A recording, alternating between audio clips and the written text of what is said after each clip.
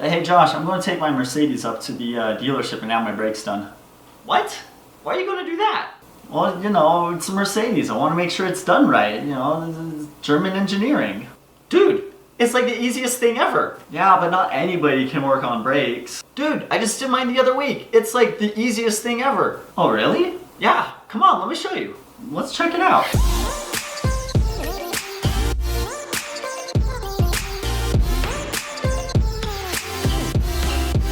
Hey guys, what is up? Welcome back to the channel. Welcome back to the vlog. Today is an exciting day. We've got the Weebill S gimbal coming in. So we might be running home to pick that up because I had that shipped to the house rather than the apartment because expensive items left at doors of the apartment. Anyways, I think you get it. So we might head back, we might grab that, we might detail the car some today. Everything's kind of fluid at the moment, but I do want to talk about changing brakes on a Mercedes. So let's go check the car out. All right guys, so coming out here, we're going to, it's actually a decent day again. The last 2 days have been super nice. It's made me wish for summer because it's been almost 70 degrees and it's been fantastic. Anyhow, as we talked about before, the front brakes on this car were causing a lot of vibration. I noticed it on the test drive after getting it. Anytime I braked, the car would vibrate. And when we took it up to makes and models a few weeks ago to have the 70,000 mile service done, they confirmed that more than likely the front rotors were indeed warped. So I got new rotors from Mercedes, new brake pads for the front, and my brother helped me get these changed last week, and it was one of the easiest services I would say I've probably ever had done. So there's some really cool features about these brakes. So obviously you gotta take the wheels off, you gotta get the car up. This is probably most easily done with a floor jack or with a whole car lift, but we were able to do this with just a floor jack and a car stand. So really what happens is once you get this wheel off, all you've got to do to change just the brakes is you've got two pins in here that hold in this bracket. I don't know if you can see that. So we've got a bracket in here and we've got these two pins that are just holding that in. You just knock those out, pull this off, and the brakes actually just slide, the pads slide right out the back of the caliper, and you can just swap those brakes super easy.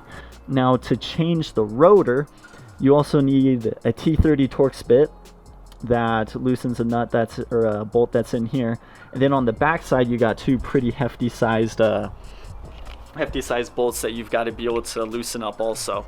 That's probably at the point where you'd really like to have a floor lift, because otherwise, or the whole car lift, because getting the leverage was a little bit difficult with just a floor jack, but we were able to get it done. Probably the best part about that whole service was the fact that it only took us, I don't know, it took us an hour to get it done. I mean, after you've done it once or twice, you could literally do that entire job in like 30 minutes, if that. I mean, you could change just the brake pads in 10 or 15. Changing the rotors also, seriously, like 30-40 minutes, you'd be done. New brakes and rotors. Now the nice thing about that is you're not really needing any specialty equipment. We did get lucky that my dad had caliper spacers that happened to work for us because the brake pads that I did have on the car still had a lot of life left in them. They weren't worn down too much, so we would use those to help, you know, space out the pistons back into the caliper. If you don't already have a good set, you might need to go to AutoZone or something to rent a set.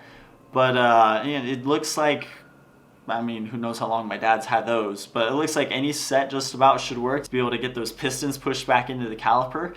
But you know, we saved quite a bit of money too.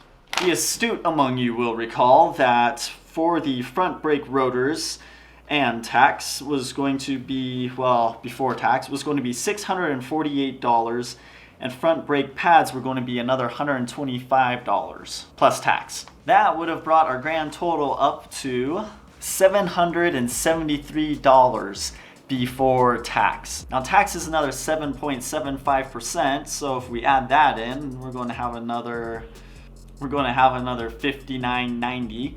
So that would have brought our grand total up to $832.91. Now, as a comparison, I did some looking around and I wound up buying these rotors from Mercedes-Benz of Draper, so just here locally. The total for getting rotors and brake pads from Mercedes came out to be $474.90. That is including tax. That then is a grand total difference of $358.01. So the great part is I saved myself, both time the car would have been in the shop and another $358. That's like a whole 2 days of work. Now, alternatively, I could have bought an aftermarket set of front rotors and pads from FCP Euro, and their stuff actually comes with a lifetime guarantee. So if my rotors ever warped again, when my brake pads wear out, they'd actually replace these things at their cost. Now that would have been great and all, it would have cost me just a little bit more. I really kind of wanted to just get the issue fixed and also go with OEM parts, so that's why I bought it through Mercedes. But also knowing now that there is a source that I could get stuff from, that everything they sell is guaranteed, I might buy more stuff from them in the future. And look at this. Looks like just before we pulled up, there she is. Yes!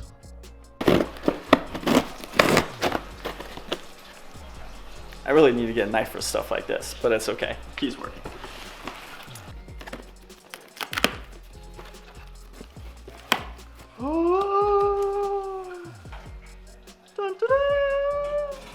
Alright guys, I'm like super excited for this because I've been dreaming about one of these for a while now. And I have heard that unfortunately the box that this comes in doesn't latch itself, so we might have to look at alternative carrying cases, but let's see if we can get this out.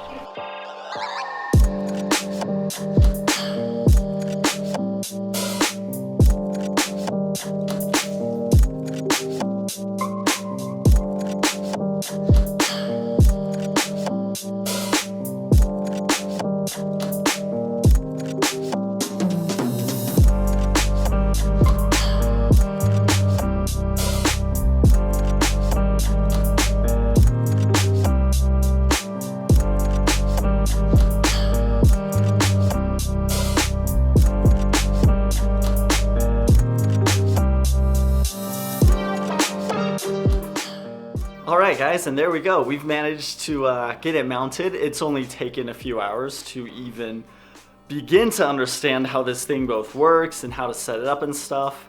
And I don't know how much vlogging we'll do with it like this because this makes an already heavy camera very heavy. So, but we should be able to get some cool footage with this. It is kind of nice though, like that's kind of nice. It's kind of fun. Anyways, we've got some sample footage in there, just some stuff that I took. With that light's really kind of harsh at the moment. That I took just goofing around at home while I was trying to get it set up before, I found more detailed instructions. But hopefully going to be able to get some cool stuff with this soon. So hang tight, and I'll see you in the next video.